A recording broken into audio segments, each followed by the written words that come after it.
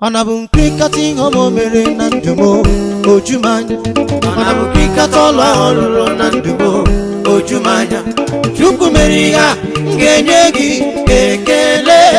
Chukwu rụrụ ngenye gi otuto. Chukwu imela olilulu dị m mma. Chukwu imela imere asọgbu emo. Chukwu imela na nekene ka m ji bịa. Chukwu imela ọrụ ịgbọrọ dị m mma. Chukwu imela ncheti ihe omi na-eme ọ dịkwa m obi mma. Chukwu ncheta ọlụ ebube gị amamihe nkeji kelee gị. Ị na-eme mma ị na-agwọ ọrịa ị na-enye ndụ ọ bụ gị na-ebuli ime. Imela ọlụ ilulu dị m mma. Chukwu imela nnamọrọ ịgwọrọ dị m mma. Chukwu imela mụlenu ga-asọgbu emu. Chukwu imela onyinye amara ga-asọgbu emu. Chukwu imela amamihe m ga-enye gị gosoro gị na amamihe ga-enye gị ọ dịghị mma n'obi. Kama ọtụtụ nke m jiri bịa ka m na-enye gị n'ụtụtụ taa. Kama ọtụtụ nke m jiri bịa ka m na-asị gị Chukwu imela.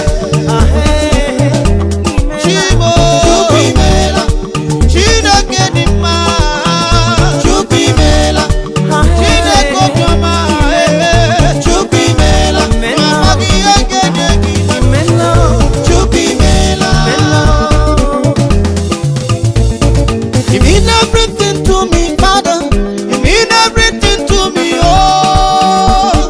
You mean everything to me in the morning. You mean everything to me. You mean everything to me, Lord. I will praise you, praise you, praise you, praise you forever. I will sing a new song, say Chukwu imela. Olilulu dị m mma. Chukwu imela ndị nyere nwa na si gị. Chukwu imela ndị gwọrọ ọrịa kasị gị. Chukwu imela ndị bụ n'irenu na si gị. Chukwu imela. We give you thanks, we give you praise, Lord. We glorify your name for all you have done.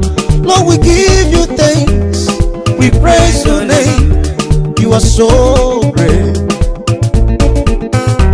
Olomi na lune junu manya. Yomi nembele junu manya. I don't know how to thank you.